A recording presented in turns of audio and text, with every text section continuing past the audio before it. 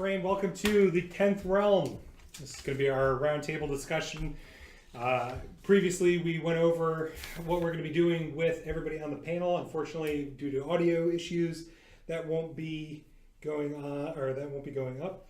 So instead, we'll be going from here moving forward. So we're going to just do a brief introduction and talk about what we're going to be doing here on the 10th Realm. We're hopefully going to be addressing some battle reports, some tactic videos, some how to paint videos, as well as these roundtable discussions where we're going to be talking every weekend about a couple of topics, as well as a 3-question segment at the end where we talk about whatever topic that we want to bring up this week. So without introducing all of us, we're just going to be using who's here today. We've got to my right, moving across the table, we've got Jake. Go ahead and give yourself a quick introduction. Hey, my name's Jake. I've been playing Sigmar for, since it came out. I started with GW's 40K, but didn't really click with me, so I decided to go into AOS. Then we've got Kevin. Hi guys, I've been gaming for about 10 years now. I also started with 40K, and I play a lot of different games. I play Necromunda, AOS, 40K, pretty much everything GW, a couple other games, but that's pretty much the gist of it. Great. And then we got Sean on the end. Hey guys, how's it going? Like Kevin said, we actually started playing games together about 10 years ago. We started with the Assault on Black Reach. 40K was kind of our main intro to gaming. I took the Space Marines, Kevin took the Orcs, and since then we've pretty much played a bunch of different games. Most of the Warhammer 40K. Almost every army. Yeah, most of the armies between the two of us we played. If it's a Games Workshop game, we played it, and we've kind of branched out with War Machine and Hordes, some of the games for Warlord games, Bolt Action. So we kind of bring a nice collection of games to the table, and like playing games, having fun, and hanging out with friends. Yeah. So yeah, that's going to be the major thing that we want to try to do is kind of a beer and pretzels discussion. We're not trying to take this too seriously, but the format itself is kind of a serious format, but the answer is going to be a little bit less formal. And I'm John. I'm going to be trying to host as many of these as possible. I've been playing since 1998, 40K. I apologize for that. Go on. And then quickly transitioned into Warhammer Fantasy Battles. Played pretty much every army in Warhammer Fantasy Battles at some point. Played pretty much every 40K army at some point. I've played Infinity, War Machine, Bolt Action, Test of Honor, Bushido, various role-playing games, stuff like that. So collectively across the table, I'm pretty sure between all of us, we've played every army in 40K and Sigmar, and we have a pretty deep pool of knowledge as far as stuff goes for GW games. All right, so the show itself is broken up into 3 primary segments. The first segment, and we're going to be talking about that right now, is new releases for this Saturday. We'll be releasing these videos on Saturdays as often as possible, hopefully around noon Eastern Standard Time. And if we can, when applicable, we'll have models in front of us. But for today, we're going to be talking about the new releases, and today's new releases we saw was the Deepkin Echelon Heroes. And then a special mention to Warhammer Legends, which also was announced and come up for pre-orders today. So starting on the very end, Sean, what do you have to talk about the Echelon Heroes and Warhammer Legends as our resident Deepkin player? Well, I'm super excited about the characters coming out. Moving forward, it's been nice that GW is spreading out the releases for Idoneth Deepkin. It allows you to assemble and build before you get more for the next week. In terms of the heroes, I'm really excited for the Tidecaster. She's a really awesome model. She allows their battle trait, which is the tides. It can go backwards, and basically you second turn, everyone will be fighting first if they're in combat, and they're from Deepkin. So looking forward to her. The Soul Scryer is also really cool.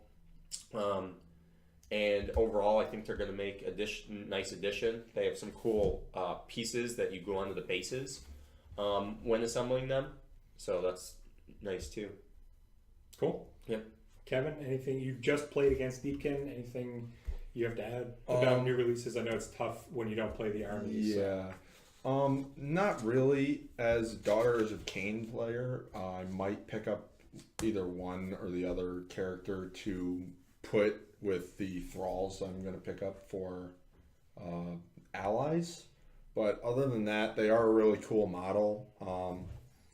I did just play against them. They're pretty tough, so I think that they're going to be a great addition to Sean's army, and that's pretty much all I have on them.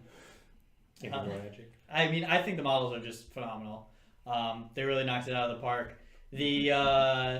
The Soul Reaver, right, or whatever his name is, the guy that brings all the thralls back. Yeah. I think that's probably my favorite out of the 3 that are coming out today. He's really cool. He's got some really cool rules. He's probably the one that Kevin should pick up since he's got his Reavers and his thralls. So I think it's really cool.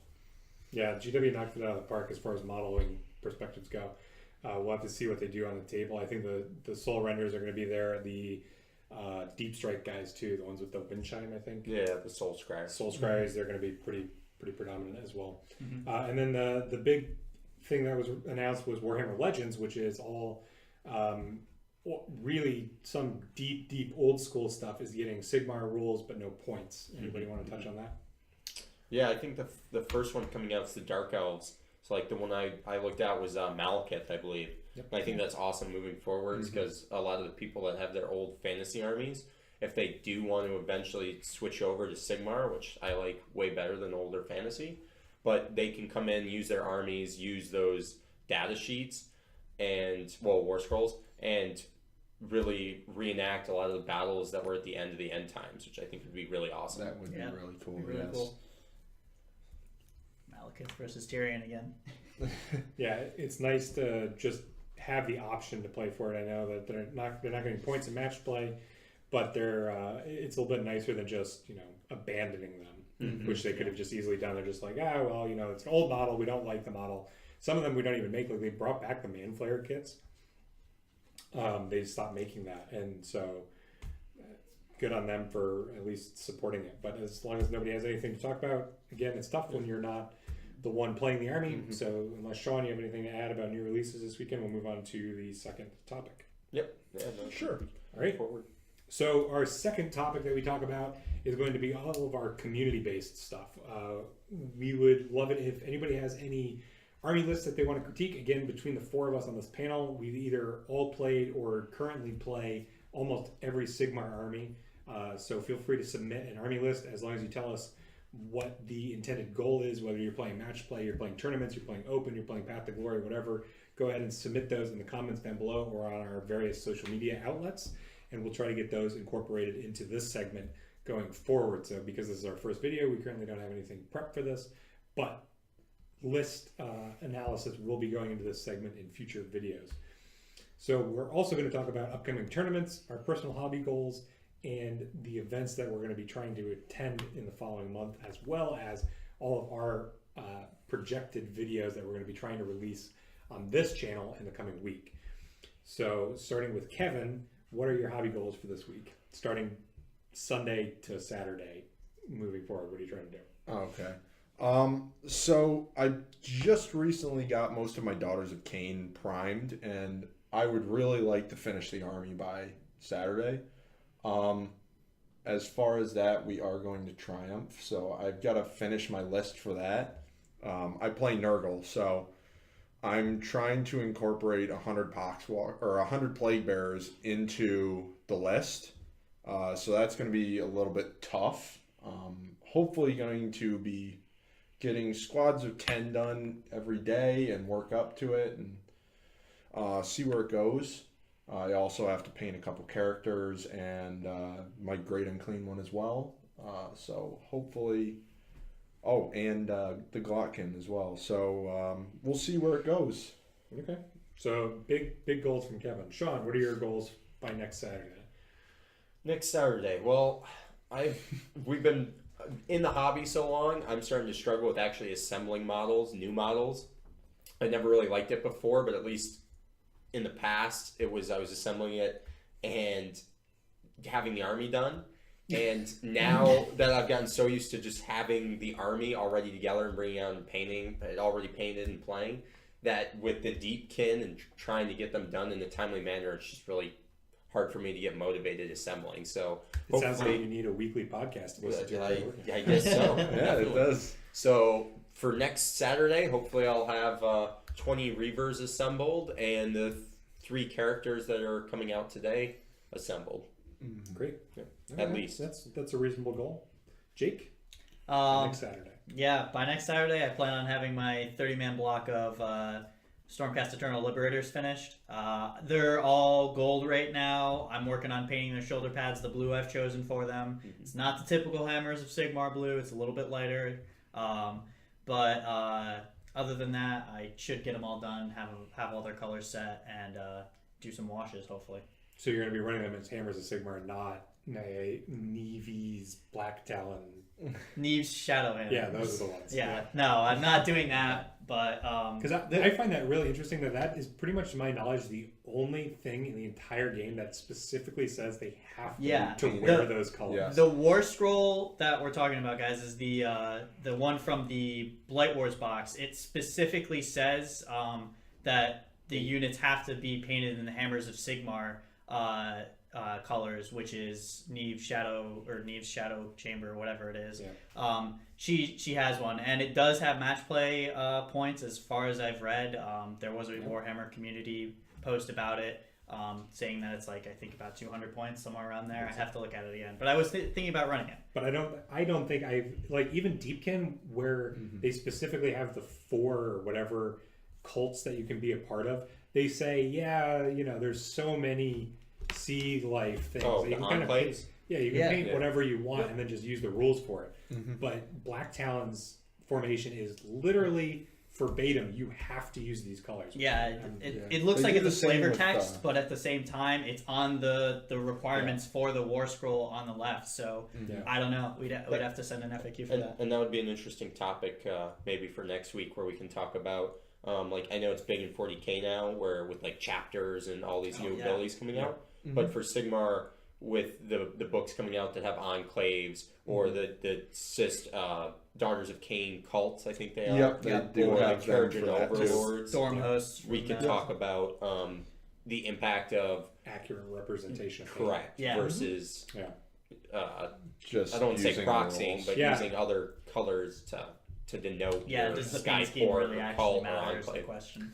Yeah, I mean, like, it shouldn't. If you're going to a tournament, you should be looking at your opponent's list, and then you should be able to, like, see what they are. Yeah. And then as far as, like, using Azure or Army Build or anything like that, it puts all of that information at the beginning of the data sheets. Right up at the top. Yeah, or their army list. So you should be able to just be like, I don't really know what Barak Nur does, but it's right here on the page, and I asked them for it. Yep. There's a reason that almost every tournament I've ever been to says bring 4 copies of your army list, 1 for the TO and 3 for everybody you're playing against, because you should be asking for that information. You should know upfront what they're doing. But it is an interesting question. I know that 40k chapters are specifically saying you can't run chapters if you paint them different colors. Like, Right, there's an because it FAQ. talks about successor Yeah. chapters. Right. Yeah, It specifically says you specifically. can't use Ultramarines chapter tactics if you're painting them a different color. So Yeah, but successor chapters are a huge thing for that situation. yeah, I don't know if it's just if they're trying to think from like I get where they're coming from, like being able to identify what you're playing against. Like you're not seeing a bunch of Ultramarines with dragon scales painted green and Yeah. And then then planning thinking accordingly it's- and then being like, oh, they're not salamanders. This is my custom chapter that looks like salamanders, but they're really Ultramarines. Like I can see where they're coming from, but it's kind of a really constrictive. But yeah, that's a whole other topic. Yeah. Something for next week. So all 4 of us and 2 others from our group, as well as some other people in the area, are going to be traveling to New Jersey at the end of next month for Triumph, which is being run at Mythco Studios down there Super excited. by the Gamer Grunts group. So one at a time, go down the line, starting with Sean and then back down. What armies are you guys going to be bringing to Triumph? So for Triumph, hopefully I will have my Idoneth Deepkin painted to a pretty high quality for the event. Unfortunately, I'm the one in the group who I really get motivated by events, but not until the last minute. Yeah. So I'm the famous one of the group for really hammering out a painted army that's, tabletop quality, a little above, like a week or 2 weeks right before an event. So hopefully I'll try and pace myself up to that and break that habit. Go down on a Friday, and he's going to start painting on Wednesday and get it done. Yep. All right, Kevin, what are you bringing down? I am bringing my Nurgle, as I said, and 100 Plague Bearers. So it's going to be challenging, but I think I can do it. Okay. Yep. Jake, Stormcast. Yeah, Stormcast Eternals, possibly doing Vanguard Wing. I still haven't decided for the list-wise, but I at least want to have the 30 Liberators painted up. So Yeah, and I'm in a tight spot because I try to get everything painted to my own standards before I put it on the table, and I still haven't even chosen an army yet for Triumph. Yeah. I'm debating between either Wanderers, Ironjaws, or Undead, so I am not sure. Got work to dig myself out of. But unless anybody has anything that we should talk about for community-based stuff? I don't think so. No. Nope. All right, then we're going to go into our third and final segment of the show. This is where we're going to be talking about the roundtable discussion. We're going to pick a topic every week. You can feel free to leave a comment below or on any of our social media outlets if you have a topic you want us to discuss, and we'll try to come up with 3 questions that revolve around that. And this week's topic, with the release of Deepkin and a lesser extent the Daughters of Cain, we've seen a very powerful ability given to certain battle rounds in the game. So Deepkin, High Tide on turn 3, being able to reroll hit rolls and wound rolls of 1 for Daughters on turn 4 and 5, or 3 and 4. Either way, our topic this week has to do with time management in a tournament setting. So what we're talking about is predominantly at LVO, there was an issue with time burning in 40K that you can look for VODs. I'm sure that there's still topics about it. The guy got like $15,000 and then he donated it all to charity because he was basically robbed out of top 3 because of some moral ambiguity and some time burning by his opponent. But again, all that information is out there on the internet because it was a huge firestorm. You can go feel free to check that out. So we haven't really seen any major issues in Sigmar as far as I'm aware, not on that level that was just like to the forefront of everybody's knowledge.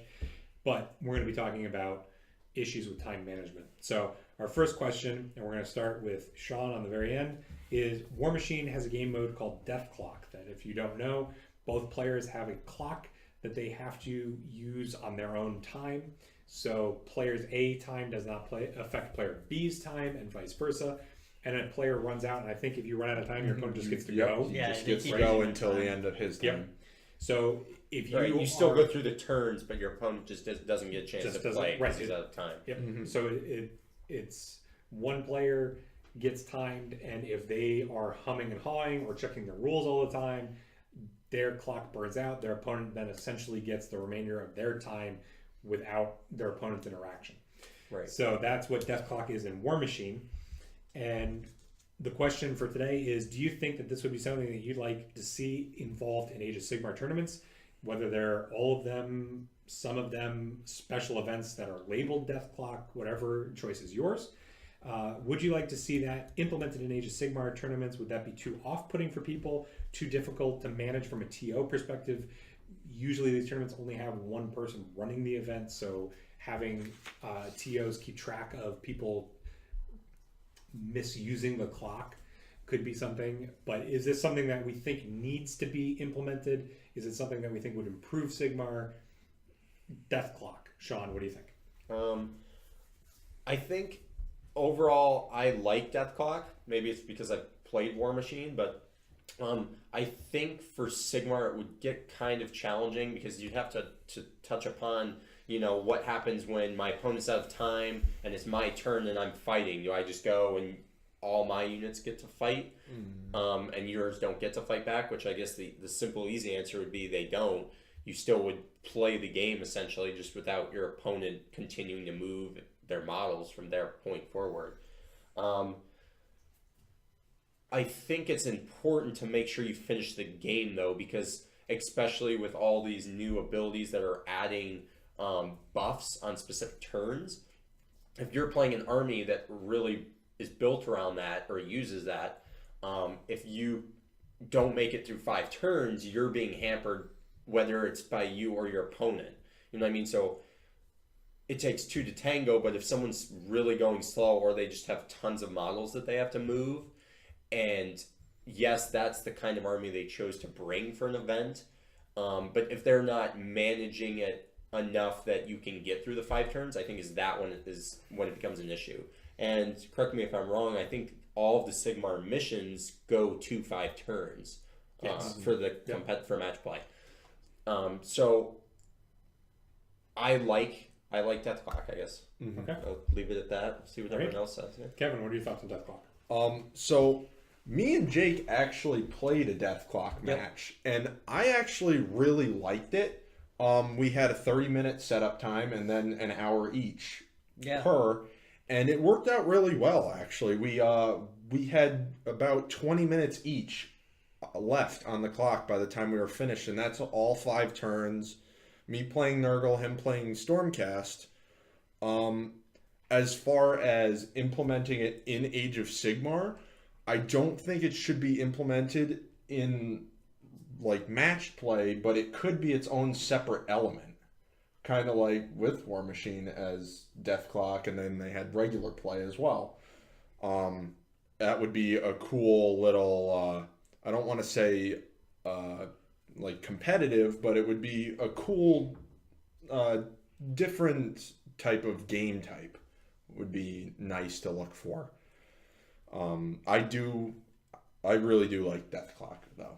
But not in a competitive setting. No. Okay. Jake? So yeah, no, I agree. I like it too. I thought the game that me and Kevin played was really we had the rules pretty well set up on who was doing what and when the clock was determined for who was using what time. Like for saves and stuff, we did turn off the clock and switch it for like Kevin had his disgusting resilience for Nurgle, so that would obviously take up more time for him. I don't want him burning time on mine, so that was something that came up. We wanted to talk about that. I think it's really fun. It could be easily implemented, and it can probably help get rid of some of that time burning. Like John said, discussing the situation earlier with the tournament, it's kind of unfair if you're doing that, but at the same time, maybe you should confront the person if they're doing it. So, sure. I personally also like the idea of Death Clock. After hearing it, I didn't think about it, but after hearing it, I think Kevin's right. Potentially not like every tournament should run Death Clock. I don't think it's that big of a deal. Like local tournaments, not so much. But I was going to say specifically LVO, Nova, and Adepticon should implement time clocks for tournaments, because you're going to these events more often. I don't think that the majority of people that play at LVO live in Las Vegas. You're making a conscious decision to spend hundreds and hundreds of dollars to fly there, taking time off of work, taking time away from your families, to go there, to play, to stay in a really gross hotel, honestly. John did not like the valley. I did not. Well, compared to some of the newer hotels. If you're going to LVO, stay at Caesars. It's across the street. Spend the extra money, go stay across the street. Yeah. These events are so ingrained in being a tournament. They're not, you can go there and have fun, but they're not for casual players. And I don't think that people who are there to play competitively should be penalized by new players who don't know how to play the game, or players who know how to play the game and can abuse time management. So I think having a clock on major tournaments should be something that TO should start investigating, but at the local level, maybe not so much. So after every question, we get some open debate. Does anybody totally disagree with somebody? Well, I might add a little bit. I'd like to add some too. I think definitely at the major events that John was talking about, I really like to see that. It seems like lately at a lot of these events, there's more and more narrative games, which is definitely for those casual players that want to come out, because everyone should experience conventions. I think that's almost the end goal of gaming. Is you get in with your friends, you go to a couple local tournaments, and then you go to a convention. And the first convention you go to will be so awesome, seeing everybody playing in tables full of terrain. So the narrative events I think are fantastic, because it allows the people who want to be casual and still go to events can do it. I think after kind of hearing everyone's thoughts on it, I think a lot of events are, I know Nova's kind of tiered with so many players. So you play like the first day, and then based off of the first day you get placed. And I know they do that for 40K. Age of Sigmar might be a little different. But I think for top tables, day 2, for like the 6 to 10 top tables, they should be timed via death clock. And that also kind of touches upon the fact that chess clocks they're not super expensive, but it's a lot for people hosting tournaments to go out and buy, 40 chess clocks per table. So if you only have to get, top 6 tables or top 10 tables chess clocks, Saves money. It saves money, and it's really for those really top competitive players that should be moving along, should be getting 5 turns in, and it should come down to knowing your army and playing it correctly, awarding, being, placing. It's very similar to teachers in that respect, where a lot of the times we're seeing TOs have to provide all this stuff. There are already existing game stores sometimes to bring all the terrain. It's not like the hotel at Nova has all of that terrain in a closet somewhere. Like that, the people running the Sigmar event are bringing the terrain to the store or the convention. And I agree that a convention should be an all-inclusive thing, because it is such a great experience that either it's like it's a mecca, it's something, it's like a religious experience. Like if you play board games, you should be going to a convention at some point. So I totally agree with that, and I don't want to penalize new players with a clock and be like taint their experience at their first convention because they weren't expecting a clock. So I could see definitely top 6 tables, like where it actually matters, where the better players are already on top, being like, all right, so game 2, after everybody's split off into pairings, you now have a timer on these tables where it actually matters, where you're using your time management, because time is a resource in this game, just like models and wounds and damage and spells and everything are resources. Time is a big one. So did you want to add something? I was just going to touch upon where it says if it would be too difficult to manage by a TO. And I like what Sean said about the chess clocks, where you can physically see if somebody runs out of time. You set it to, let's say, 45 minutes to an hour each. And when somebody runs out of time, obviously, it just shows on the chess clock. Sure, but cost is a prohibitive issue for TOs who are providing the chess clocks. Yeah. And you can't really ask players to do it either. Like, you can't be like, bring your army list, bring your tape measure, your dice, and your chess clock. Yeah. Like, unless it's a specific thing. Because again, you're gonna alienate your pool of players, and you want as many people at a tournament as possible. So I think top 6 tables is actually a really good. Yeah, that is a good idea. So any last minute things? Going once? Twice? Done? I'm sold. Great. So next question. Everyone's played against that player who goes just absolutely the slowest that they can possibly do. They just weigh every decision. They make sure that they measure every model. They roll all of their dice separately or whatever. They just burn the clock. At a tournament, when you're getting a fixed amount of time and it's not at a local game store and you can play all night if you need to, having 2.5 hours and only getting to the top of turn 2 is beyond frustrating. It's one of the worst things, and I would rather lose a game that goes to turn 5 than win a game that only gets to the bottom of turn 1. I despise that much time burning. So do you think that that's a big enough issue that it needs to be addressed in a tournament setting?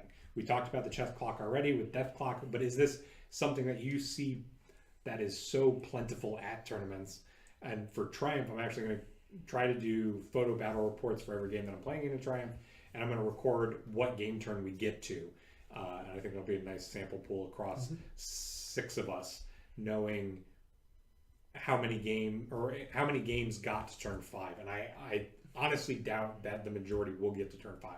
And I play extremely fast, but I don't think that one player playing fast necessarily gets you to turn 5. So do you think that this time burning, even not necessarily on purpose, just it happens, sometimes people get in the zone, they're thinking about their army, they're thinking about turn 3 and turn 4 on turn 1, and the clock is just ticking away? Do you think it's a big enough issue that we should address it on a tournament level? Should this be something that TOs are looking at? And starting with Jake. And right now, just to clarify, we're not actually talking about death clock. We're just saying that it's taking up a lot of time in your 2.5 hour bracket. Right. Is this an issue that is widespread enough that we're actually seeing it, or is it just the bad games stick out more? Or do you think out of 5 games, 4 of them don't get to turn 5? Right. And with more and more Twitch streams popping up, Warhammer TV and live on Facebook, is that really the only reason why it seems like now it's a bigger deal? Right. Has it always been this issue? Is it just in the cases that we're seeing on streaming issues? Because battle reports from like Mini Wargaming or Guerrilla Miniatures, stuff like that, there's no time frame requirements for them. They could turn the camera off, have a beer, go to lunch, come back, and we don't know about it. Like, that time isn't an issue, but sitting at the table, is it a big enough issue? So Jake, do you think that in your experience, time burning is an issue that needs to be addressed? So I don't necessarily think that it's a big enough issue, but it's easily addressed. Like, if it's kind of comes down to the vocal minority, kind of like if you have that problem happen to you and you really disliked it, yeah, you're going to speak up about it. You're probably going to be loud about it. So a lot of people are, but it's easily addressed during the game. You have an opponent on the other side of the table with you. You're both there, standing there physically. Talk to your opponent. Say, hey, can you speed things up a little bit, like politely? Don't be a jerk. But speed things up. You got something you want to do, like say you have plans after the game, but you want to make those plans. Just talk. It's not hard. It's easy to do. So that's really all I got. Okay. Kevin, do you think it's a big enough issue in your experience that something needs to be done about it? In my experience, I haven't really come across a lot of people burning the clock. In tournaments, I don't really get to the top 3 tables where it really matters. But as far as burning the clock, I haven't really seen it. But again, what Jake touches upon, it's really easy. I wouldn't necessarily confront my opponent about it, but definitely, like, if he's searching up rules really slow, call a TO over, have him ask, I don't understand this rule. Can you please read it to me? Can you please clarify what's happening? And it might speed up your opponent a little bit. I'm very adamant I don't like to confront opponents about things. When there's a TO there that can kind of speed things along as kind of like a mediator almost. So no, I haven't seen a lot of time burning, but if you do see it, it should be addressed.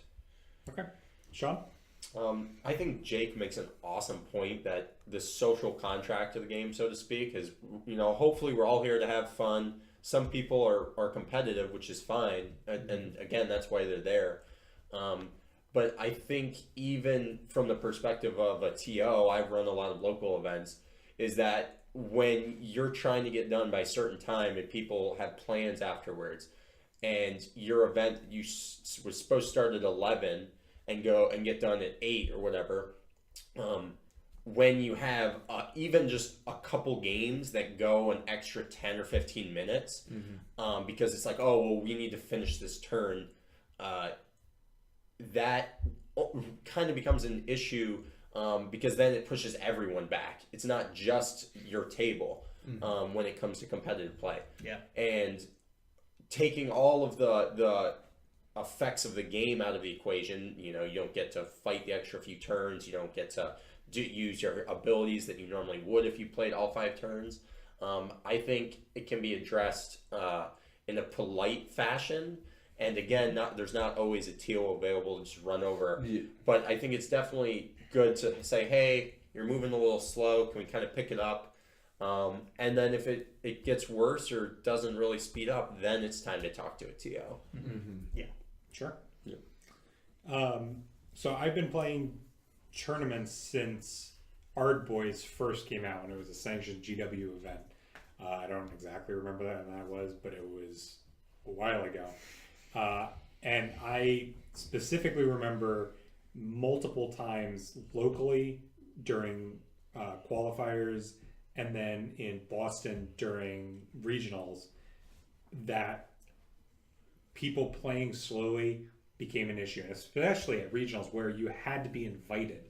You had to place high enough to show up. People were still playing slowly. And I'm not saying that they're doing it on purpose, but I as a player should not be penalized because you have to look something up. Mm-hmm. Like if you can't play fast enough, you should not negatively impact your opponent.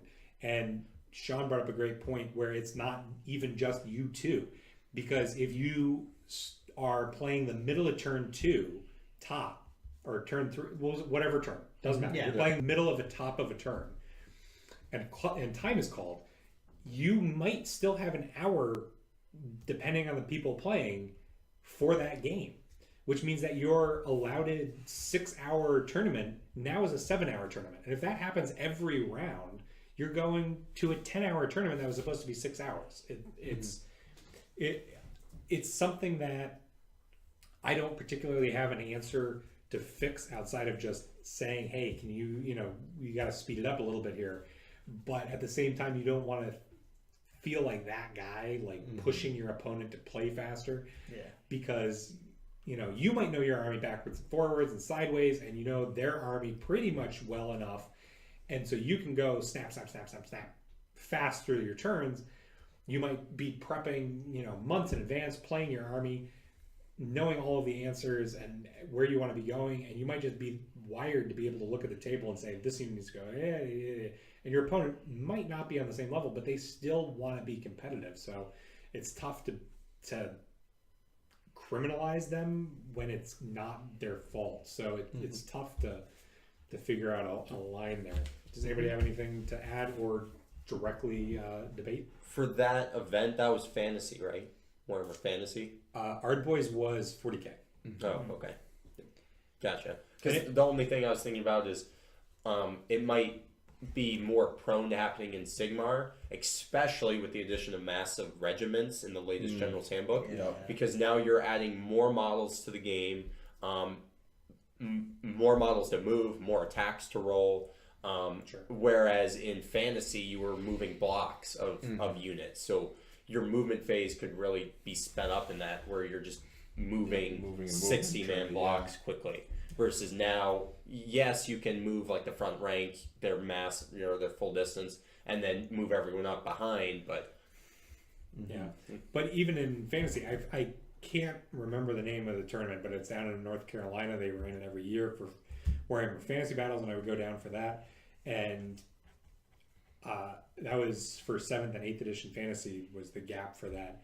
And I don't think I played a game that got to turn 4 in fantasy battles. And that was guys on trays sliding across the table. But Yeah. there's so many models on the table at that point that it's not like it didn't feel as bad. But Sigmar is such a straightforward game with really low model count armies compared to like the scale that the game is. right, Less than like 40 build. sometimes. Like Yeah, a lot of times. compared to like 40K or Warhammer Fantasy, the army is basically a skirmish game, and it feel like maybe it's just because I'm an old guard and I played Warhammer Fantasy for so long, but being like you have like a quarter of the size of the army that I was playing in fantasy, and you can't get to turn 4, like something is an issue here. But again, maybe that's just my own personal bias. Yeah, But maybe it's just like the finesse of certain phases, like the movement phase, of each maybe. guy making a difference, charging and stuff like that. But still, Well, from the person in the group who has 300 Moon Clan goblins, It's tough. I would still bring movement trays for them. yeah, no, And hopefully my opponent wouldn't have an issue with that. And when I get into combat, they all spread out, they do their thing, but just moving them because to keep that fast moving. because this is slightly on topic about time management, we're actually going to jump on that. I didn't write that down as one of the questions, so it's a surprise question. Okay. I found it out before I got to the end. Is with Nova going 2 rounds only. You can't bring squares to Nova. Oh, yeah. Tournament. Oh, All the grots are on squares, aren't they? Yep. Are movement trays pay to win? I don't know. If you can move your army faster than your opponent, you theoretically have more time than them. If you're just sliding guys around, is it an advantage? Is it something that should not be allowed? If we're saying that you can't have squares, Well, there's a lot like- of those special trays now. yeah, Yep. the round That are mini round ones. ones, Yeah, yeah. no, But- I'm saying there's still movement trays. I mean, like War of the Rings has movement trays for rounds. Yeah. But is that an unfair advantage? Is that an issue with you have money and your opponent doesn't, and now you have a leg up? I mean, if you We want wanna to talk move about those it at the end. models- We'll do it at the That's end. not, We'll that's talk not about the it now. surprise question. Oh. It's not not. the question. That's just a point. Yeah. But- My surprise question is on my sheet. I think that I wouldn't say pay to win, but you are definitely going faster than your opponent with movement trays than without movement trays. If you have to move one thing versus 10 models, you're definitely going faster. It comes down to, like, you know, in the sense we're all spending money on this hobby. Like, it's just how it is, how it works. You're gonna spend hundreds of dollars, most likely, upwards of maybe 400. Yeah, for an army. For an army. Okay, these guys over here. Deepkin weighs one. I'm the guy who $400. plays like one army and builds it up over the course of 2 $10,000 years, in. 3 years. These guys over here. Either way. So like, Hashtag car payment. we're all playing these armies, or paying for these armies and paying to play this game.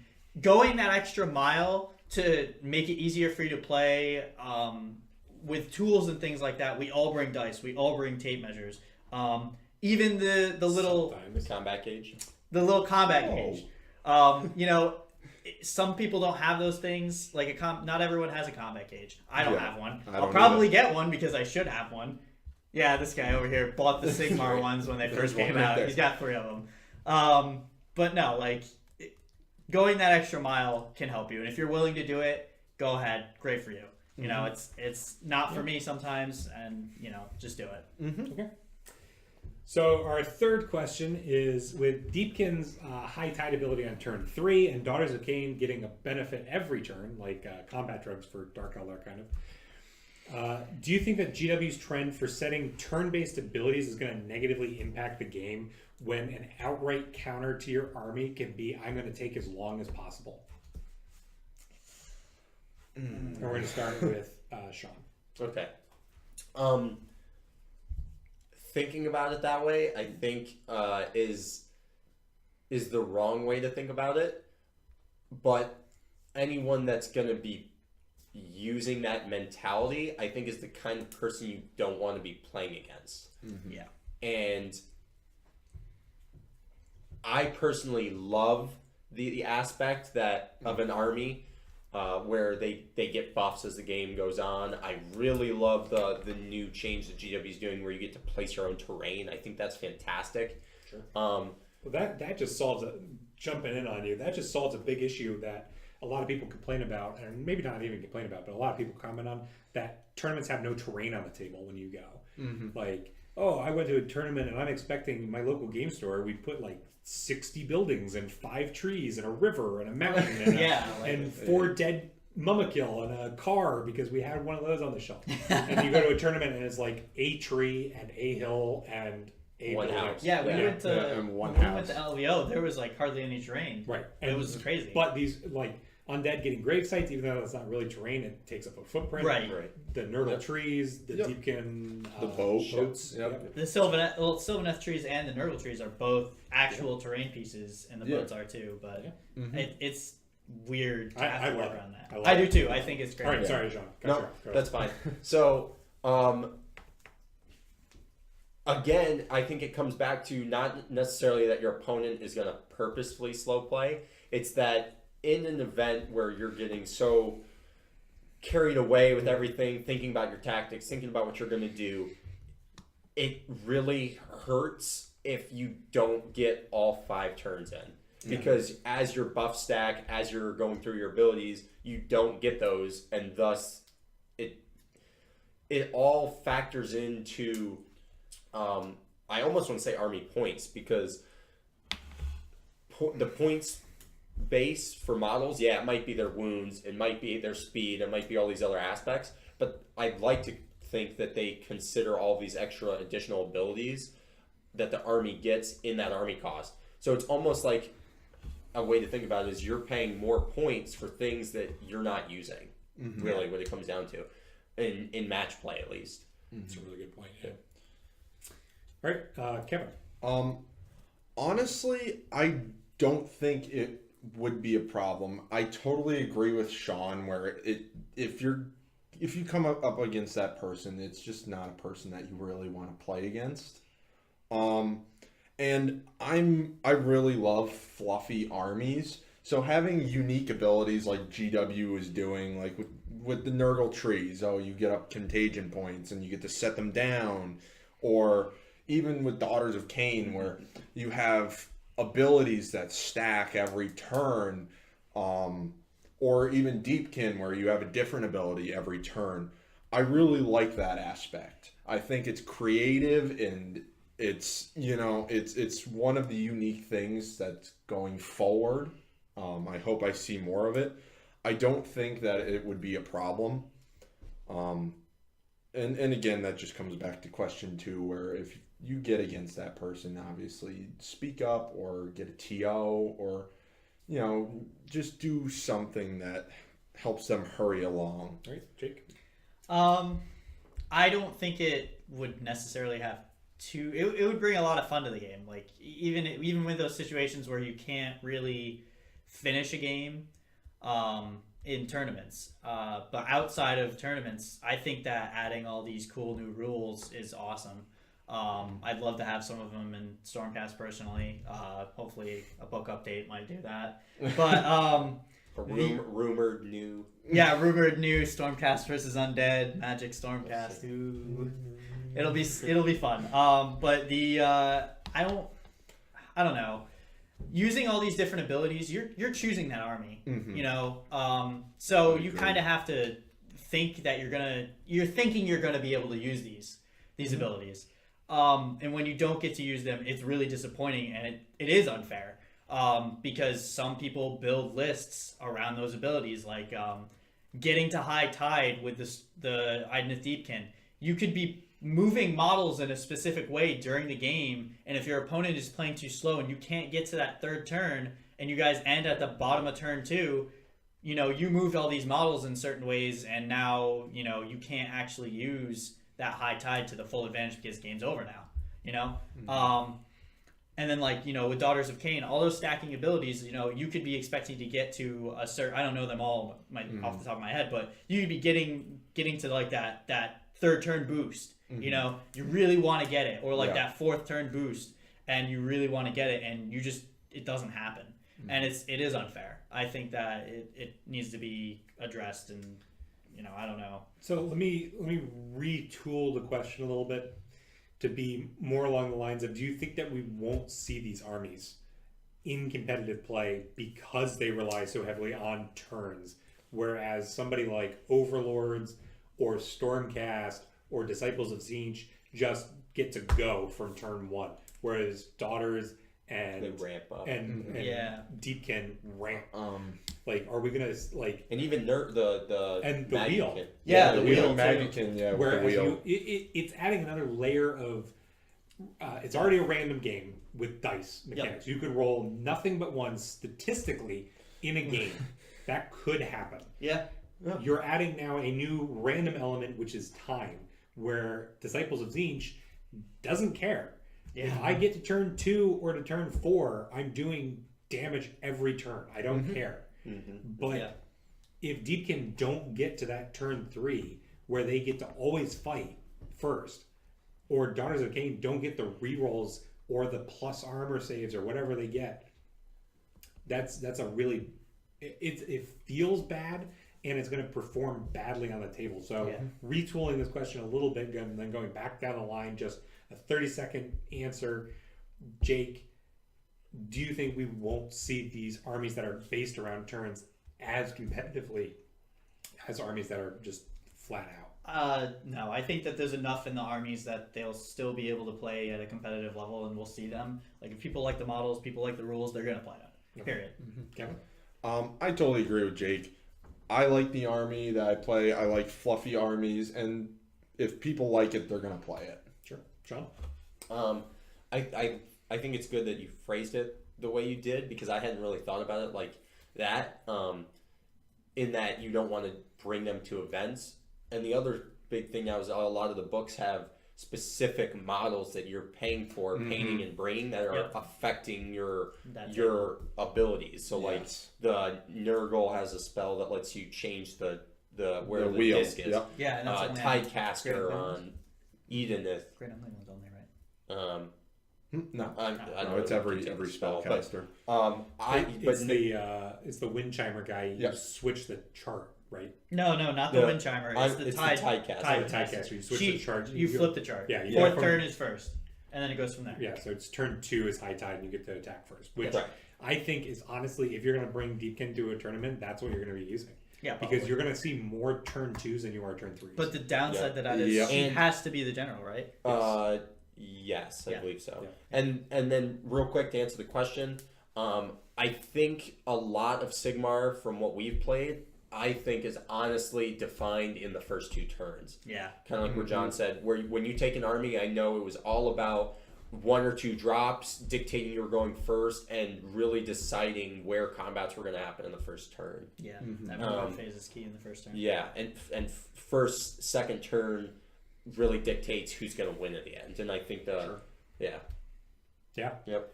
It's a game of, if you dig your heels in, it's really hard to move somebody. Yep. If they get that advantage on turns 1 and 2, where somebody like Overlord can kill heroes outright, Disciples of Zinch are just throwing out mortal wounds, or range 48 mortal wound bows, like you have these answers turn 1 and 2, whereas Deepkin and Daughters don't even really turn on until turn 3 or later.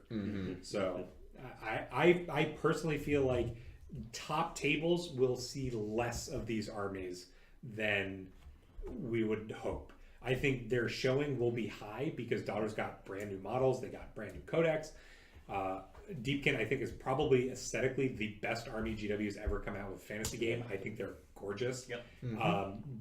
Unfortunately, I think a lot of the cool stuff isn't competitive, but you're going to see these armies in high quantities at low tables, and then you're going to see them almost non-existent at top tables. But that's just my prediction.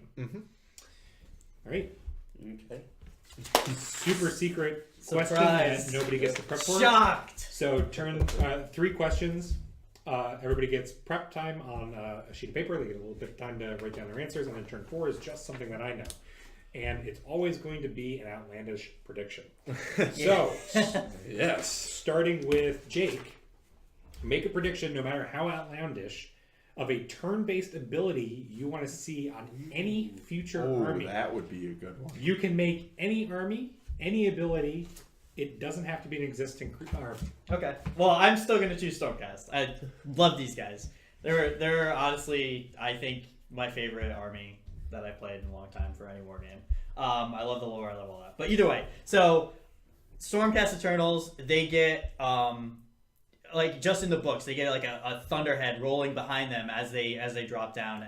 That's like what the table's called or something like that. And then you like get a special ability at certain turns, since it's obviously a turn-based thing. Like maybe the lightning strikes happen on some turn and you deal D3 mortal wounds, or like in the book, Vandus Hammerhand is struck by lightning. You strike a hero with a lightning bolt and he deals D3 mortal wounds out in a radius or something like that to all the units around him. I think that would be something really cool, like all these lightning strikes happening around with all these guys. Okay, I like that idea. Like a thunderstorm ramping up. Yeah, getting Cool. more intense. Kevin. So for me, I'd like to see something from Nurgle, and particularly Something else for Nurgle. Something else. You Yeah, don't need a new particularly I'd like to see something about the disgustingly resilient save. So if you get to like turn 4 or 5, I'd like to see your disgustingly resilient save go down by 1. So it goes from 5 up to 4 up. That'd have to be a turn 4. Like Okay. I said, turn 4 or Sean? 5. Okay, well, there's a lot of rumors of the Ushu. What's the realm of like the dark realm? Ugul elves, where it's Malarian, right? Malarian. Malarian elves. Malarian elves. I think- I refuse to call it. Yeah, it's Malarian. Or Malekith. You call them it. Hey. I think it would be awesome to see day and night cycles. Ooh, Especially, that would be cool. especially factoring into GW's community page where they talked about the 2 realms. Yeah. So it'd Big be words. turn 1, it's nighttime, and maybe they all get -1 additional rend or +1 wounds. That And is then daytime, super they get a little fast or Yeah, they're maybe trying to hide. slower. That's Yeah. cool. Yeah. I think the faster I one come is back to cool. that Okay. one. Yeah. My outlandish prediction is I would love to see a Warherd Beastmen army book come out, and instead of you have to roll to see if your guys get into a frenzy. It's just every turn they get into a frenzy, and I like to see a no points addition to gore units as you just get ramped up. This herd starts getting going, and every turn you just That add would more be guys. so cool. Oh, So God. it's not you're not necessarily I mean you could say it's your healing guys, but the herd gets bigger. So if you're not killing the unit, Yep. a 30-man unit goes up to a 40 to a 50 to a 60. Oh my God. Or if you killed the 30 down to a 20, it goes back up to a 30 and then a 40 and then a 50. Yeah. And you get this Okay. stampede going. When you said that, I thought you meant like D3 models or like 1 Yeah, model. no, Yeah, and then 10. Full D3. units, Oh, full blocks, baby. Outlandish prediction. Oh, God. The Okay. herd is getting bigger. The day-night cycle would be awesome if they had alternate profiles for every unit. Oh, that So would be You cool, have too. you have a slash next to every stat, and it's day-night. So movement at night is like 10. During the day, they're at a 5. And you have to Yeah. plan your turnout where these guys are way better at nighttime, and then they're way where like modify their saves even. Have like, spells that during the yep. daytime, they have a 6-up armor save Yeah. because they're like. Yeah. And then at nighttime, they're like rocking a 3-up rerollable or something. All that'd be right. awesome. Yep. So that is the Yep. basic outline for the show. Yep. I hope you guys enjoyed it. I hope you got some painting done. Like I said, feel free to leave your answers for any comments in the description below or the comment section below or on our social media. Feel free to send us an army list that you want to critique. Again, we've pretty much all played the armies or we've read enough that we're on top of it, and hopefully we're going to be getting some tactics out soon, as well as some battle reports. And then these you can look forward to every Saturday. Again, hopefully around noon. This one's coming out a little bit later because we didn't start recording, but hopefully around noon every Saturday. As well as be sure to leave any comment that you want in the descriptions below, something you want to see changed, answers to the questions, because we're going to be giving away the Idoneth Deepkin book anywhere in the world, free shipping. The end of, we're in May, right? Yep. Yes. End of May. The last show in May will do, or last show in May will be the cutoff, and then the first show in June we will raffle off the Deepkin book, and then we'll mail that out to you. Yeah. And every month we'll be doing the most recent codex that's available. So if they release a new book in June, then it'll be that book. If not, it'll be Deepkin again. We might have some flexibility. If you already have Deepkin and you want a different book, you could PM us and we'll try to work something out. Yeah. But basically, every month we'll be giving out a codex. Is how this is going to work. We're still working on a couple of things. We hopefully have our audio under control. We're still trying to get rid of a minor echo issue, so hopefully it wasn't too terrible. Yeah, any